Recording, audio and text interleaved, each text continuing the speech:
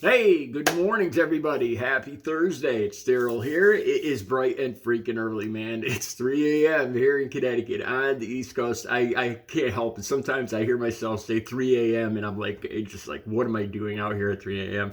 And I start laughing.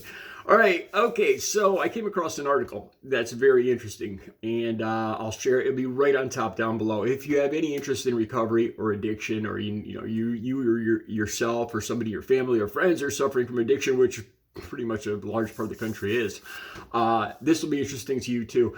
I was in and out of detoxes and rehabs over 13 times. I've told you guys that. I've been clean and sober now for over 17 years and coming up on 3 months.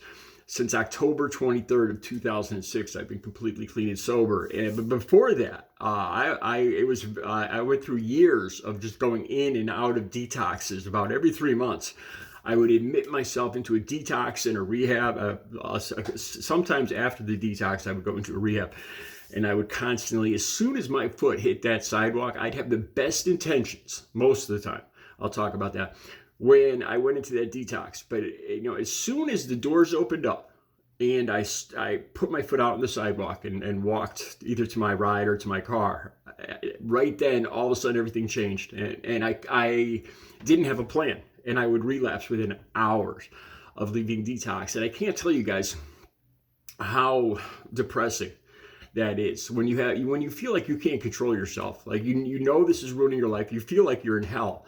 And you tell yourself every single day or every single night, you say, I'm not going to do this tomorrow. I can't do this tomorrow. I can't wake up and do this again tomorrow. I can't do that. I'd rather not be here.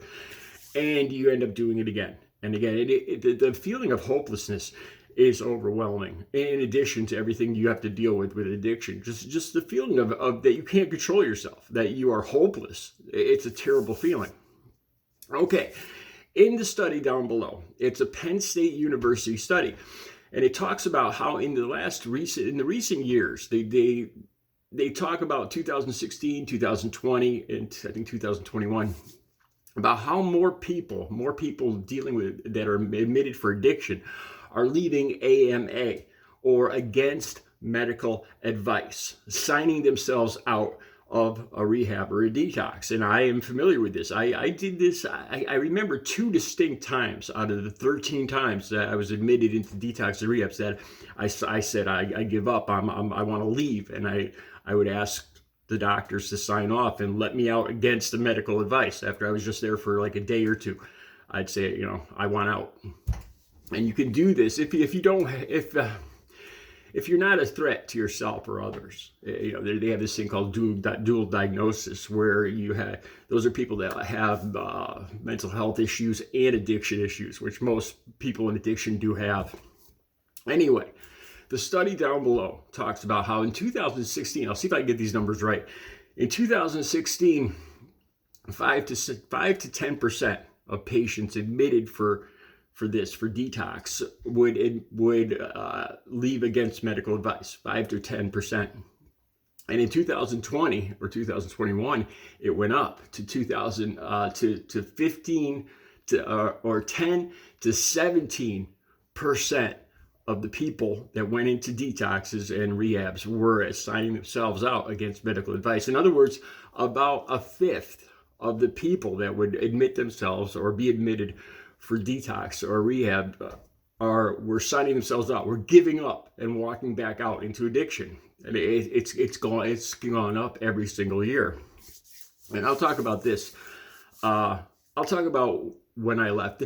Here in Connecticut, there's different, for detoxes, most of the times I went to hospitals. I went to St. Francis Hospital in Hartford, Connecticut, a very large hospital here in Connecticut, Bristol Hospital, which was a great detox.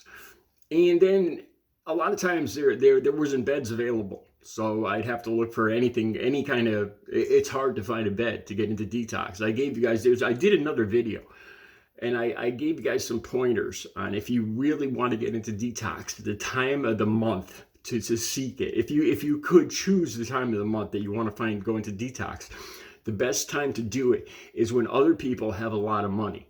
because that then fewer people are in detox. When addicts have money, they are a lot less likely to go into detox and ask for help. The people ask for help when they're out of money and out of options. Seriously, unfortunately, that's sad, but it's true.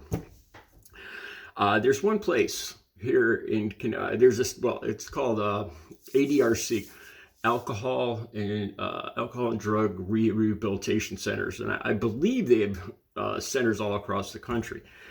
And this was one of the detoxes that honestly, to me, it was more, I've never been in prison or jail, but this was more like a prison or jail. And it was just about money. You go in and they pretty much let you do anything. They let you smoke in the smoking room. There was very few rules, and people would sign out of there left and right. That's the one detox that I actually signed out against medical advice.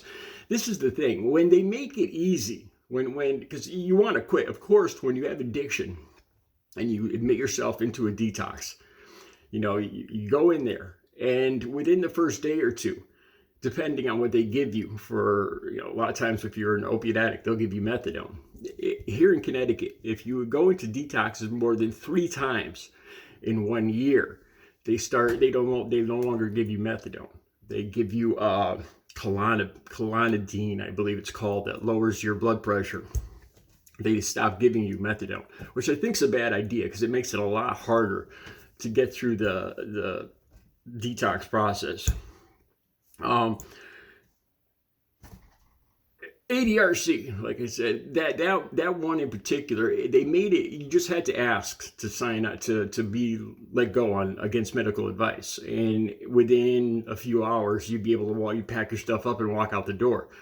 Most people, like I was saying, after they've been in detox for a day, it's a natural pull of the streets of the drugs to go back out and want to use. And it's the other detoxes that I went to, the hospitals, they made it a lot harder. They made you sit there and think and wait, and it took a lot longer for a doctor or a medical person to give you the okay to leave the facility.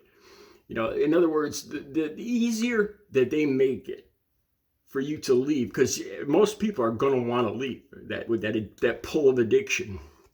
The harder they make it, the more likely you are to stay, to think it through, and the cravings pass, and you end up staying. I remember this. I look back at the 13 times or 14 times that I went to detox and rehab, and most of the times I still had a car, and I would drive myself the hour up to Hartford to go to these detoxes. And I actually remember using on the highway on the way up. I would snort bags of heroin on the highway going up there because I knew it was going to be a long wait. This is just part of life, being an addict. It's not partying. It's not, it's surviving. It's functioning. Because I knew there was going to be a long wait once I got to the emergency room. That it'd be a good 12 to 18 hours before if I was lucky enough to even get a bed, that I would actually get up into my room. It might be a good 18 hours before I actually got to the bed. So I would make sure that I wasn't going to go into withdrawals before then.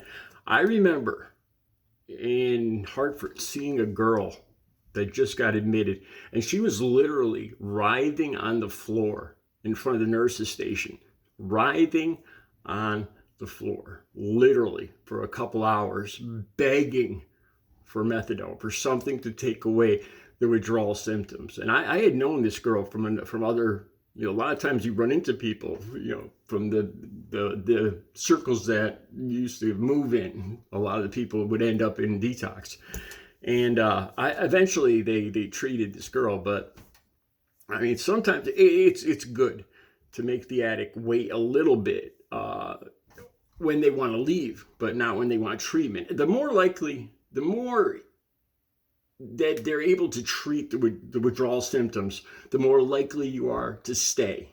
If they treat the withdrawal symptoms with methadone, you're more likely to stay there and listen and soak in the 12-step programs and all that stuff. The harder they make it to stay, like if they don't use anything to treat the withdrawals, or they use clonidine, it makes it a lot tougher. And the tougher they make it, the more you want to leave. And the easier they make it to leave, the more likely you are to leave. Like I was saying, there was one time where I can't believe I did this, but I actually left, I think it was a bag or 2 bags in my car of heroin. And I knew they were in the car.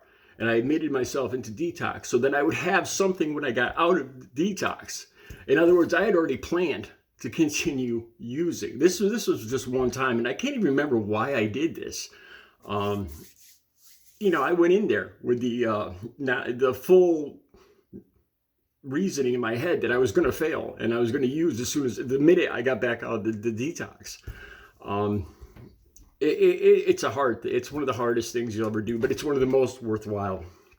The last 17 years of my life have been the best. I could have never imagined. I always wondered, what's New Year's Eve going to be like? What's my birthday? What are weddings going to be like when I can't even have a glass of champagne for a toast at midnight or a toast at a wedding? How do people function? How do people have intimate relations?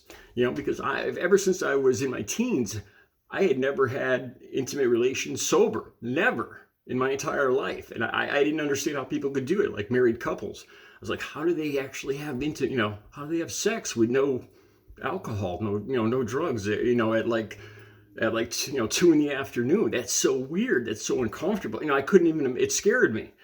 And now I found it's even better. It's 100 times better than any kind of intimacy I had when I was using. This is what I found. Recovery is not only possible, but it is so worthwhile. It's better than I ever could have imagined. Recovery is possible. The link will be down below to this study if you're interested in it. I'll be back later with another video. You guys have a good Thursday.